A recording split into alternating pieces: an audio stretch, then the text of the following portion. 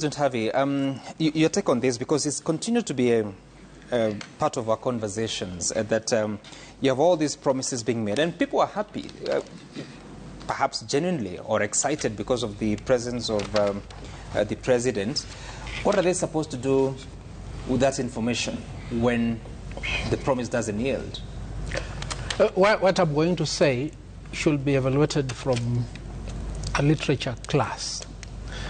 I think we need to establish a commission of inquiry or a task force to investigate the nature of promises that are being given by President William Samoei Ruto. They are near miraculous. And actually, I don't say this from the emptiness of my head. About 2 weeks ago, I saw a clip of a lady, a Kalenjin lady, in a school program. I think it was a prayer day. And at first I thought she was jesting, but at the conclusion, I realized that she was serious. She said, you know, we have the best president. He gives promises that he cannot meet. He makes estimations that are beyond his capacity. But there's nothing wrong. It's a matter of faith. And she said, remember, even Jesus said he will come back. It is over 2,000 years. The chap hasn't come back, but we're not protesting. We're not saying one term for Jesus, you know. We're not saying Jesus must go. You must have faith, you as students and children. You must emulate the president. Then you need to say end of quote. End of quote. Then a few weeks later, Jesus himself, reincarnate, said, now this is President William Samoei Ruto, that, you know, Jesus has a very big following and he was just here for 2 years. So I really don't mind if you guys insist on this one-time thing.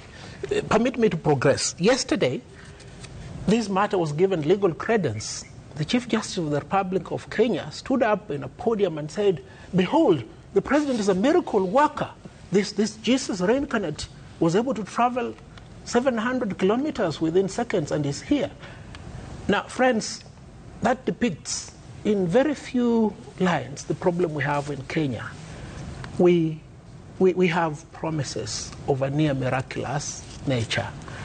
There is need for this to be contained. And the containment, as you've put to my former president, Omukongo Mageni, is one that requires a very serious electorate.